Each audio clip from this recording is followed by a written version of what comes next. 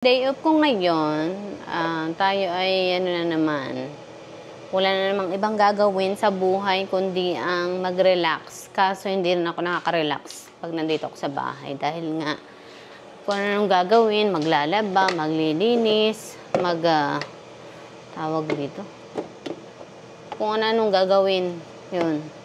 Pero okay lang kasi ganun talaga ang buhay. So, nag-iisip akong lumabas kung pupunta ba ako ng HEB or hindi. Kasi tinatamad ako, dito na ako sa bahay. Kaya naisipan ko na magluto na lang nito.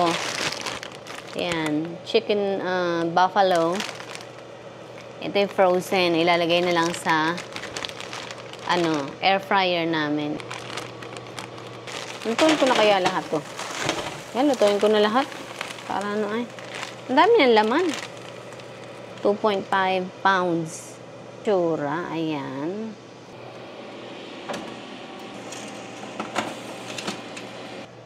Gusto ko lang i-share sa inyo yung may nagkwento sa akin. Sabi niya, para daw pakiramdam niya, nakadali siya dun sa isang bagay na isang desisyon na hindi siya makawala-wala. Yun. Ayan. Siya ay, na siya ngayon? 37? Yeah, 37 years old. Nasa bahay siya. Nagtatrabaho naman siya paminsan, parang yung kung ano lang maisip na, yung parang sideline sa bahay nila. Kasi ganito ang nangyari sa kanya noon. Paano ba naman? Nung bata pa lang kami, yung kapatid ko yun, pagka-graduate niya ng high school, hindi na siya nagtrabaho. Nagdiretso asawa na agad, nag-live-in sila. Nagdiretso yan sa tumboy niyang karelasyon noon. 12 years silang nagsama, hindi siya nagtrabaho. Doon, yun lang ginawa nila, patumboy-tumboy lang. Tapos ngayon, nang mula ang tumboy, hindi na naman siya nagtrabaho at nagsumikap. Or nagtrabaho man siya, wala pa isang buwan or isang buwan lang yata para lang makuha yung sahod. Pagkakuha ng sahod, wala na.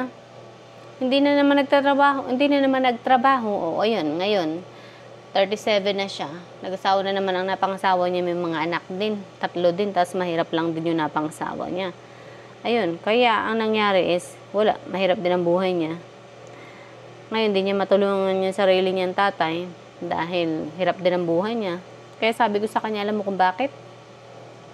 Kasi ganito ang ginawa mo.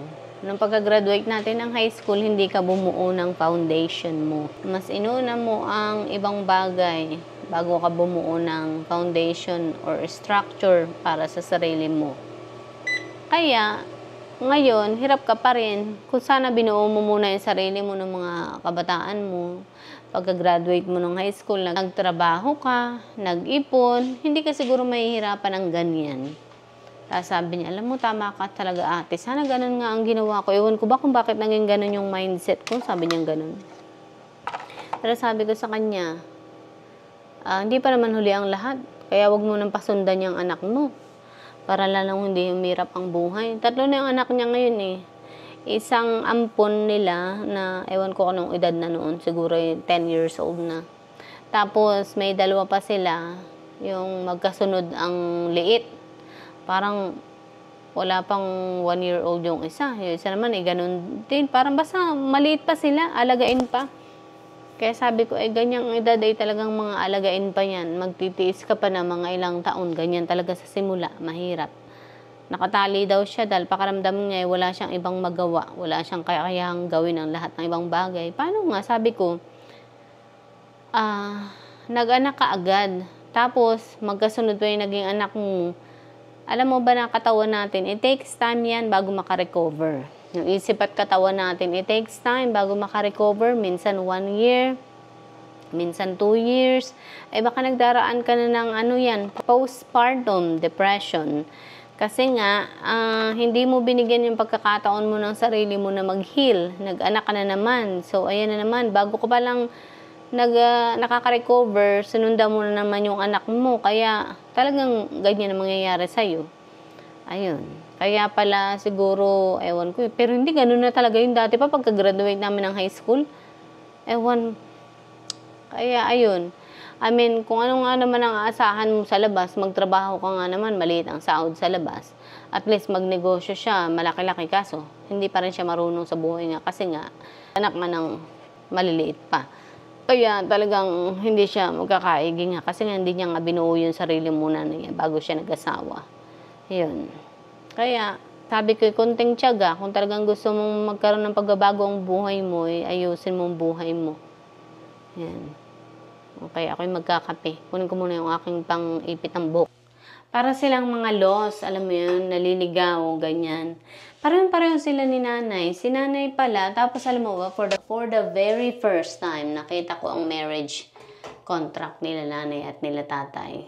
So, imagine, for 39 years, kung hindi pa nagkasakit si nanay, hindi namin makikita ang marriage contract. So, yun. Tsaka, ibig sabihin, hindi namin pala talaga kilala si nanay dahil, yun nga, hindi namin alam yung pinagdaanan niya. Kasi hindi naman siya nagkwento nung pinagdaanan niya noon sa amin. Kaya wala talaga kaming alam. Tapos yun, nalaman namin na, anong tawag dito, si nanay pala nag-asawa at age 15. Ikinasal at age 15. Biruin mo yun, grabe, napakabata niya pa. Si tatay naman ay 21. Imagine. Pwede palang ikasal ng unang panahon ng edad na 15. Ayun. Sabi ko kay ate, grabe, napakabata pala ni nanay nang mag-asawa. Alos yung ganyang edad dapat ay nasa poder pa yan ng magulang. Pero hindi. Nauna niyang sa lalaki siya buong buhay niya tumira. Yun, hindi na siya anong tawag dito? Sa halip na sa magulang niya pa siya nakatira. Sa halip na magulang ang may pananagutan sa kanya, responsibilidad sa kanya, sa lalaki siya, mas lalong, anong tawag nito? Sa lalaki siya tumira buong buhay niya. Kaya sabi ko, kaya pala ganyan na lamang si nanay, na parang hindi niya alam, ay parang bang nawalan siya ng direksyon sa buhay. Kasi nga, biruin mo, bata-bata pa niya, 18, sa halip na pinag-aaral ng mga magulang, sa halip na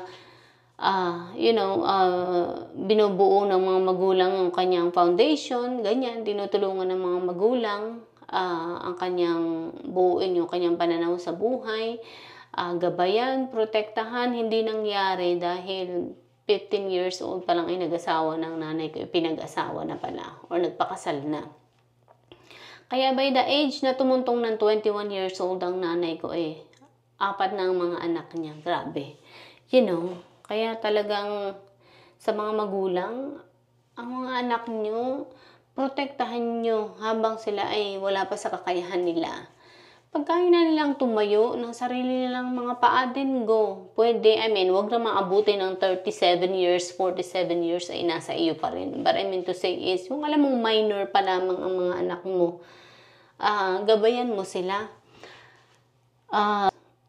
Bigyan mo sila, alam mo tayo yung katulong nila sa pag-abot ng mga pangarap nila sa buhay. Yung mga paniniwala nila sa buhay. Napakahalaga nun para sa mga anak natin, na gabayan natin sila. Sa panahon na kailangan pa nila ng tulong natin.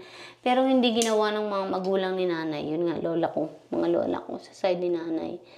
Ay ayun, kaya pala si nanay ay parang basta walang alam sa buhay. Siyempre, hindi nakapag-aral. Hindi naman pinag-aaral ang mga magulang. Hindi pinagtapos ang pag-aaral. Parang hindi pa nga natapos ang elementary. Kasi nga, 15 pa lang So, parang 10th grade pa lang yun, noong time na yun. Pinag-asawa na.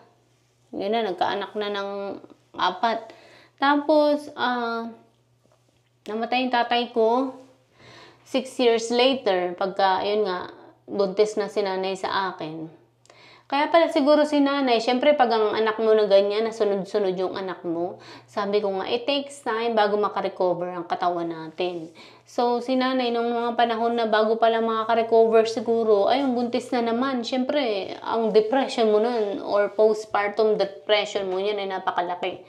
Talagang yun. Hindi makabawi-bawi yung katawan ni nanay. Kaya siguro ganun. Ngayon, naunawaan ko na siya. Tapos yun nga, nagpatuloy ang panganganak niya hanggang sa umabot na ng siyam nga yung mga anak niya. So, lalo na si nanay na postpartum depression siguro. And walang naggabay sa kanya, walang mga magulang na naggabay sa kanya. May magulang, pero yung magulang isa pa ring loss. Yun. Kasi ganun din yung ginagawa. Yun. Wala din direksyon sa buhay. Yung si nanay siguro, naghahagilap siya ng masasandalan.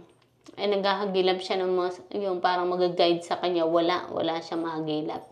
And then kami namang mga anak niya, syempre hindi namin siya maintindihan nung una. Halos taon ang binilang na hindi namin siya maintindihan. Mas na una-una namin maintindihan yung sama ng loob. Yun. Pero ngayon na umilad na ako, doon ko naintindihan talaga kung bakit. Lalo na nung makita ko yung marriage contract ni nanay. Na grabe pala yung pinagdaanan niya sa mundong ito. Grabe yung naging paglabas niya sa mundong ito na sobrang hirap yung naging paglabas niya. Hanggang sa nabubuhay siya. Pati ba naman pagkamatay niya ay mahirap pa rin. So sabi ko sa sarili ko, parang nagkaroon ako ng awakening time. Sabi ko, no. Or wake up time, ganyan. Sabi ko, no, hindi ko hayaan na, anong tawag dito, ipagkait yung buhay na maayos sa buhay sa nanay ko. Kung may kakayahan naman ako na ayusin ang buhay niya, gagawin ko yun. So, yun ang goal ko. Pag nakalabas si nanay sa ospital, ipaparamdam ko sa kanyang maayos na buhay. Total, 62 na ang nanay ko. Alam ko na masama ang loob ko noon sa kanya, pero sabi ko nga lahat ang wala yung sama ng loob ko nung makita ko siya na ganun.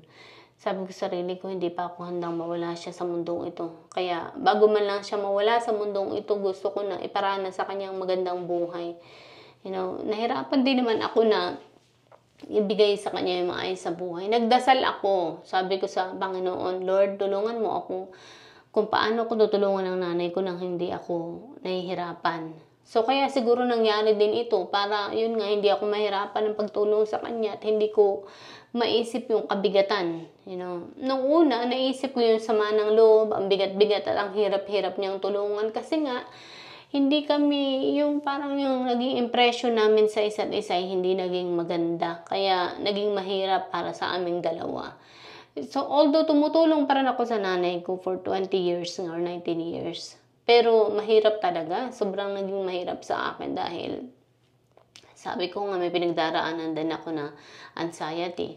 Tapos yung nanay ko, hindi ko pa maintindihan. Napakaramdam ko is, isa ko pa siyang iniintindi. Para bang may dalawa akong anak.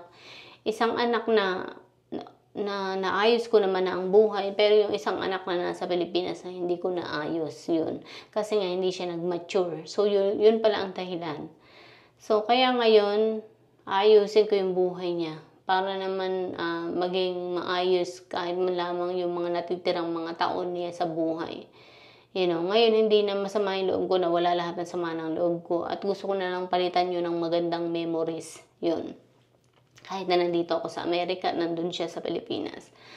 Gagawin ko pa rin yung abot na makakaya ko para maibigay sa kanya ng maayos sa buhay. Yun. Tapos, ano pa? Ang gagawin ko. So, yun ang plano ko pag nakalabas na siya. Sa awa ng Diyos is, gumagaling na siya. Ayan, grabe pala. Ang tindi nung ang daming bakterya na nasa katawan niya. So, ginagamot naman, hopefully, magtuloy-tuloy na. So, yun nga. Ang natutunan ko is, mahalin natin ang magulang natin. Totoo nga pala talaga yung kasabihan na kahit na anong sama ng magulang mo. I mean, depende pa rin sa sitwasyon. Hindi ko pa rin maiintindihan yung mga magulang na anong tawag dito, sinasaktan yung kanilang mga anak, or nire-rape yung kanilang mga anak, or binubugaw yung kanilang mga anak, yung ganun, or inanakan yung mga anak, yung mga ganun, ang parang wala ng kapatawaran. Yun. Pero kung ang problema lamang is tampo, ganyan, sama ng loob, kaya yang anong tawag dito? Kaya yang takpan. Kaya yang mapatawad. So, yun. Parang napatawad ko na yung nanay ko. Nawala yung, sabi ko nga, yung bigat at sama ng loob ko. Ngayon, ang nasa isip ko na lang is, mahalin ang magulang habang nabubuhay pa sila. Yun. Dahil isa na lang naman ang nanay ko, wala na yung tatay ko, kahit kailan hindi ko siya nakita. So, mamahalin ko na lang siya hanggat nabubuhay pa siya or hanggang sa mawala man siya sa mundong ito. Pero ibig ko sabihin is bibigyan ko na lang siya ng magandang buhay kesa yun nga, magtanim ako ng sama ng loob. Mahalin at ipakita ang pagmamahal sa magulang habang nabubuhay pa sila. Yun na lang ang aking naging pananaw ngayon sa buhay. So, yun lang. Ako yung maghihilamos na magkakape and then kakain ako. Yes, okay. Bye.